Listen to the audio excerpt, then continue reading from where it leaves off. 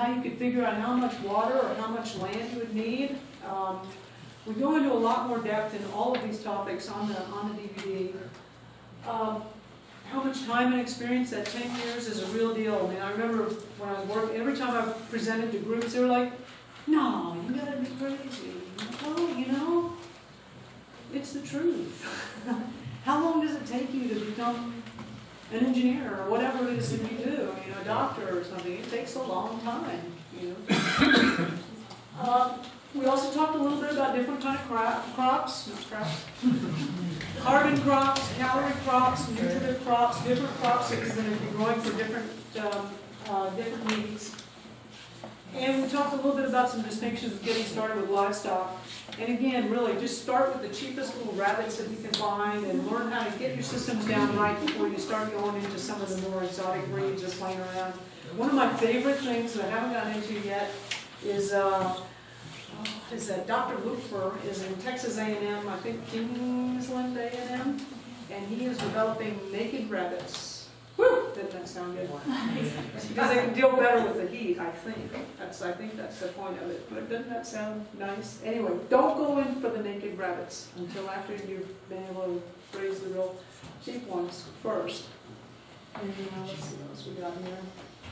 And this is why I'm doing it. That's my daughter, Kendra. And she's totally into it.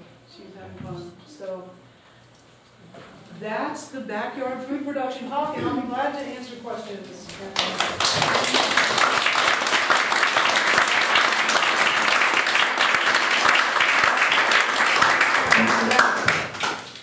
I'm a city kid here.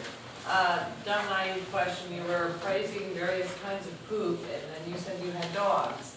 I have dogs that produce large amounts of food. It seems like as fast as I can pick it up, it seems to come up out of the ground. What does that do in a gardening situation? Frankly, I'm afraid to eat something that makes it come out of my garden with my dogs. Yeah, because, you know, what are you feeding your dogs? Dog food. Yeah, they're telling what's in that. I clean it up religiously, but when you think of going further than a small plot and actually trying to increase your food production, you've got to get away from the commercial dog food, I guess would be your suggestion? Yeah, and, you know, so you know they're eating, you know. But the what other... about those fancy dog foods like IMs and stuff like that? Yeah, that's probably going to be better. There's a group, the Austin Permaculture Group, or even the Austin Organic Gardening Group might have information on how you can compost dog manure. Yeah, I was going to say, can you compost it? Compost turkey food. You know, I don't know that question. Our dogs poo on the perimeter, and it's a part of the, you know, letting everything else know.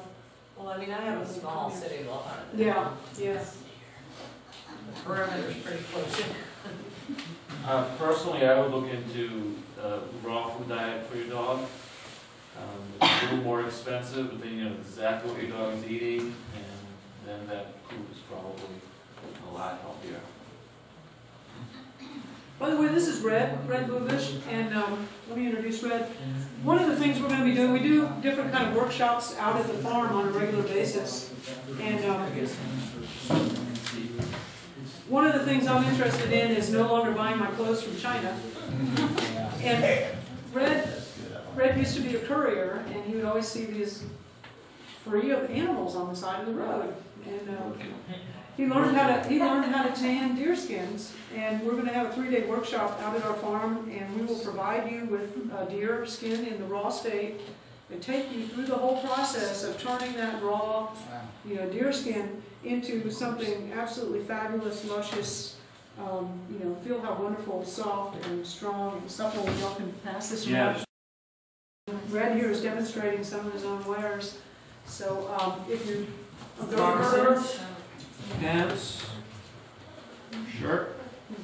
All this was done by me from scratch. And if I can just say one little thing just about the process, that's to me it's magic. You take a skin, something that's just, you know, just a dead animal, and you make something amazing out of it. And this happens in your hands while you're working it. To me, it's magic. It's alchemy. And it's just a great process. I learned it a couple of years ago.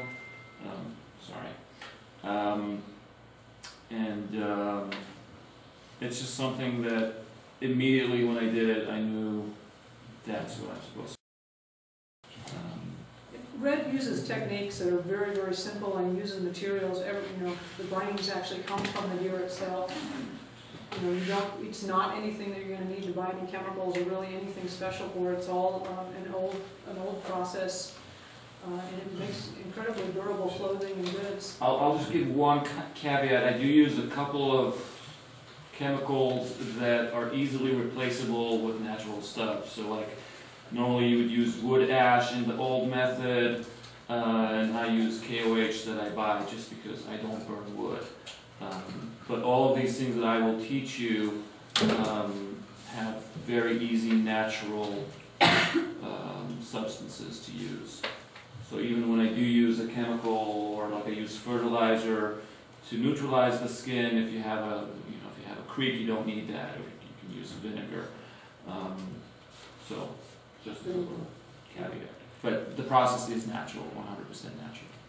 Red, how many deer skins did it take to make the clothing that you have, and how many hours of your time did it take to cut, clean, cure, and produce this? That's a very interesting question. Let's see. This shirt is 2 hides. The pants are 2 hides. The moccasins are part of 1 hide. In terms of hours, I would say about maybe 4 days for a pair of hides. Pair of what? Of hides. Okay. 4 days to tan them. And then as far as work to sew them, granted my first project maybe about something like 3 or 4 days for each project. Moccasins you can do in a day. So Great looking stuff.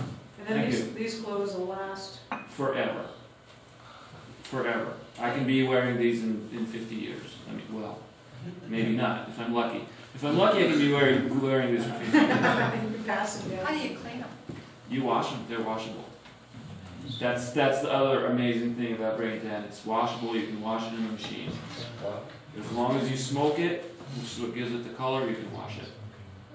Like these weren't washed yet, these were washed already. The pants were washed. So, Okay. it's if you're thinking about being a goat herd,